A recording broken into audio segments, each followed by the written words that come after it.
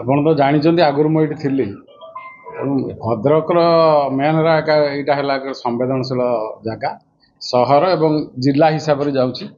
ଏଇଟା ଭଦ୍ରକ ମାନେ ଆମର ଦେଶର କମ୍ୟୁନାଲ ମ୍ୟାପ୍ରେ ଗୋଟେ ପ୍ଲେସ୍ ଅଛି ଭଦ୍ରକର। କିନ୍ତୁ ସୌହାର୍ଦ୍ଦ୍ୟପୂର୍ଣ୍ଣ ବାତାବରଣ ବର୍ତ୍ତମାନ ବି ବଜାୟ ରହିଛି। ତେଣୁ ଭଦ୍ରକବାସୀ ସମସ୍ତେ ଶିକ୍ଷିତ, ସମସ୍ତେ ଜାଗ୍ରତ। ତେଣୁ ମୁଁ ଆଶା କରିବି ଭଦ୍ରକବାସୀଙ୍କ ଠାରୁ ଆଶୀର୍ବାଦ ଏବଂ ସହଯୋଗ କାମନା କରିବି। କିପରି ପୁରୀ ଭଳିଆ ସୌହାର୍ଦ୍ଦ୍ୟପୂର୍ଣ୍ଣ ବାତାବରଣ ରହିବ, ଭବିଷ୍ୟତରେ ସମସ୍ତେ ଶାନ୍ତିପୂର୍ଣ୍ଣ ଭାବରେ ଏଠି ବସବାସ କରିପାରିବେ, ସେଇଟାକୁ ବେଶୀ ମୋର ରହିବ ପ୍ରାୟୋରିଟି। ରେଷ୍ଟ ରହିଲା ଆପଣ କ୍ରାଇମ୍ କ୍ରିମିନାଲ ଉପରେ। ଏଠି ଗୋଟେ କୋଇଲା ଇସ୍ୟୁ ଅଛି, ତାପରେ ଆପଣଙ୍କର କିଛି ଡ୍ରଗ୍ସ କିଛି ପରିମାଣ ବଢ଼ିଛି। ଏଇସବୁ ଜିନିଷ ଦେଖିକି ତା ଅନ୍ୟ ଯାହା ରହିଲା ଆମର ପୁଲିସ କୋର୍ ପୁଲିସ ୱାର୍କ ଯେଉଁ ରହିଲା ତାକୁ ଆମେ ଫୋକସ୍ କରିବା। ତେଣୁ ଦେଖିବା ଯେମିତି ଗୋଟେ କ୍ରାଇମ୍ ଫ୍ରି ସୋସାଇଟି ଆମେ ତିଆରି କରିପାରିବା ସମସ୍ତଙ୍କର। ସେଇଥିପାଇଁ ମୁଁ ଆପଣମାନଙ୍କ ଜରିଆରେ ସମସ୍ତ ପବ୍ଲିକକୁ କହୁଛି ସମସ୍ତେ ସହଯୋଗର ହାତ ବଢ଼ାନ୍ତୁ।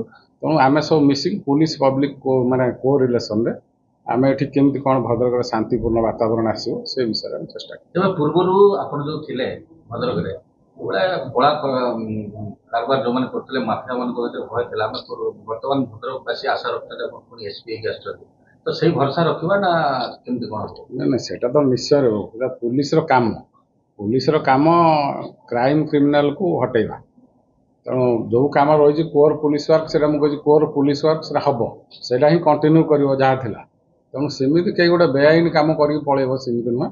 ତେଣୁ ଆଇନ ପରିସର ଭିତରେ ଯାହା କରିବା କଥା ଆମେ କରିବୁ। ଯେଉଁମାନେ ବେଆଇନ କାମ କରିବେ ତାଙ୍କ ପାଇଁ ଆମେ ଯେମିତି ବେଆଇନ କାମ କରିବା କଥା ଆମେ ବି ସେଇଭଳିଆ କାମ କରିବୁ। ଭଦ୍ରକର ମୁଖ୍ୟତଃ ବର୍ତ୍ତମାନ ଟ୍ରାଫିକ ସମସ୍ୟା ଅଛି, ଦେଖୁଥିବେ ଟ୍ରାଫିକ ସମସ୍ୟା ସୁଧି କରୁନି, ତ ତା ଉପରେ ଗୁରୁତ୍ୱ କେତେ ଦେବେ ଆପଣ?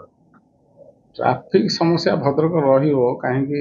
ରାସ୍ତା ସେଭଳି ଚଉଡ଼ା ହେଇନାହିଁ। ଲୋକଙ୍କର ଯଦିଓ ଏଭିକ୍ସନ୍ ହେଇଛି ଠିକ୍ ଭାବରେ, ଆମର ଇଞ୍ଜିନିୟରିଂ ରୋଡ଼ ଇଞ୍ଜିନିୟରିଂ ୱାର୍କ ଠିକ୍ ନାହିଁ। ତେଣୁ ଟ୍ରାଫିକ୍ ସମସ୍ୟା ରହୁଛି।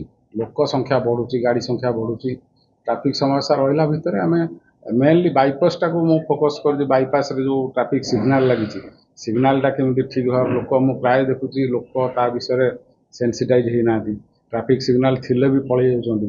ତେଣୁ ଏଗୁଡ଼ାକୁ ଦେଖିବା। ତା ସହିତ ଯେଉଁଟା ରହିଲା ମେନ୍ କଚେରୀ ବଜାର ଯେଉଁଟା, ସେଇଟା ଅଲରେଡ଼ି ତ ଏଭିକ୍ସନ୍ ହେଇଛି, କାହିଁକି ସେଠି ପୁଣି ଭିଡ଼ ହେଉଛି ସେ ବିଷୟରେ ଷ୍ଟଡି କରିକି ନିଶ୍ଚୟ ମୁଁ 2-3 ଦିନ ଭିତରେ ତାର କେମିତି ଆକ୍ସନ୍ ନେବି। ଜିଲ୍ଲା ତମାମ ବର୍ତ୍ତମାନ ଦେଖାଯାଇଛି ମଦ ବେପାର ବଢ଼ିବାରେ ଲାଗିଛି। ପ୍ରତ୍ୟେକ ପଞ୍ଚାୟତ କୁହନ୍ତୁ, ଟାଉନରେ ବି ପ୍ରତ୍ୟେକ ଜାଗାରେ ମଦ ବେପାର, ଚୋରା ମଦ ବେପାର ଦେଖାଯାଉଛି। ତା ପ୍ରତି ପୋଲିସ କ'ଣ?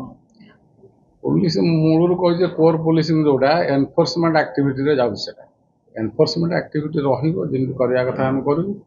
ମଦର ମେଜର କାମ ରହୁଛି ଏକ୍ସାଇଜ ବାଲାଙ୍କର, କିନ୍ତୁ ପୋଲିସ କି ସମସ୍ତେ ଆଶା କରୁଛନ୍ତି ପୋଲିସ ସେଟା କରୁ। ପୋଲିସ କରିବ ସେ କାମ, କିଛି ଅସୁବିଧା ନାହିଁ। ପୋଲିସ ରୋକ ନିଶ୍ଚୟ ଲାଗିବ। ଆମେ ଏତିକି ତ ଏସ୍ୟୋର କରିପାରିବୁ ଯେ ଭଦ୍ରକ ସହର ଭିତରୁ କିଛି ବେଆଇନ ଗୋରୁ ଚାଲାଣ ନ ହଉ।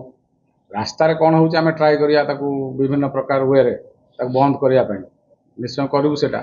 ମେନ୍ ଆମେ ଦେଖିବୁ ଏଇ ଜିଲ୍ଲାରୁ ଯେଉଁ ଗୋରୁ ଚାଲାଣ ହେଉଛି ସେଇଟା ବନ୍ଦ କେମିତି ହେବ, ସେଇଟା ନିଶ୍ଚୟ। ସାର୍ ଗୋଟେ ବଡ଼ ଫ୍ୟାକ୍ଟର ହେଉଛି ଯେଉଁ କୋଇଲାର ଯେଉଁ ବେପାର ଚାଲୁଛି। ସେ ବେପାରରେ ଆମେ ଦେଖୁଥିଲୁ ଯେତିକି କ୍ରିମିନାଲ ଇନଭଲ୍ଭ ସେଠି ପୋଲିସ ମଧ୍ୟ ଇନଭଲ୍ଭ। ଯାହା ଗ୍ରାମାଞ୍ଚଳ ଥରରେ ପୋଲିସ ମଧ୍ୟ ଇନଭଲ୍ଭ।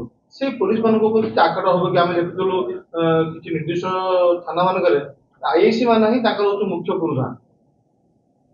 ସେଟା ତ ମୁଁ ବର୍ତ୍ତମାନ କିଛି ତା ଉପରେ ଟିପ୍ପଣୀ ଦେଇପାରିବିନି, କିନ୍ତୁ ଯଦି ଆପଣ କହୁଛନ୍ତି ଇଟ୍ ୱିଲ୍ ବି ଏନକ୍ୱାର୍ଡ। ଦେଖିବା ଯଦି ସେମିତି କିଛି ହେଇଥାଏ ନିଶ୍ଚୟ ଆକ୍ସନ୍ ନେବ।